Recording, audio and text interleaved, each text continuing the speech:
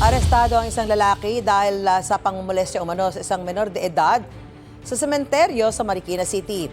Itinanggi na akusado ang paratang. Giit niya, kasintahan niya ang babae at niyaya raw siya sa sementeryo para ipakilala sa yumaong lola. May unang balita si EJ Gomez. Arestado ang 19 anyos na lalaking nahaharap sa kasong pangmumolestya ng babaeng menor de edad sa Marikina City. Sinilbihan siya ng arrest warrant sa Barangay Fortune hapon nitong Lunes.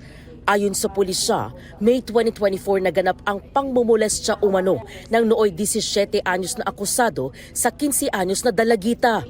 Base sa investigasyon, hindi na isauli ng biktima ang hiniram niyang cycling shorts sa akusado, kaya niyaya umanong makipagkita ng lalaki ang biktima. Accordingly, kaya hindi niya maisauli kasi nawawala. And from there ay sabi ng lalaki, sige pumunta ka dito. Napumunta naman siya. Nagkita raw ang dalawa sa loob ng isang sementeryo sa Barangay Santa Elena kung saan nangyari umano ang unang insidente ng pangmumolestya. Ang ikalawa, nangyari rin umano sa isang sementeryo sa Barangay Tanyong. October 2024 nang ilabas ng korte ang arrest warrant laban sa akusado. Itinanggi ng akusadong si alias Mike ang paratang.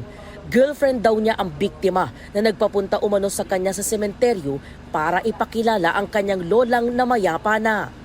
Siya po yung nagpapunta po sa akin doon. Papakilala niya daw po ako sa lolat niya. Ganon, nakala ko po sa bahay.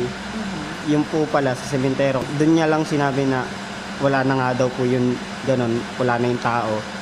Patay na daw po. Girlfriend ko po siya nung panahon na yun. Wala pong nangyaring ganon na molestya po. Sinampahan ng kasong 2 counts of acts of lasciviousness ang lalaki. Ito ang unang balita. EJ Gomez para sa GMA Integrated News. Gusto mo bang mauna sa mga balita? Mag-subscribe na sa GMA Integrated News sa YouTube at tumutok sa unang balita.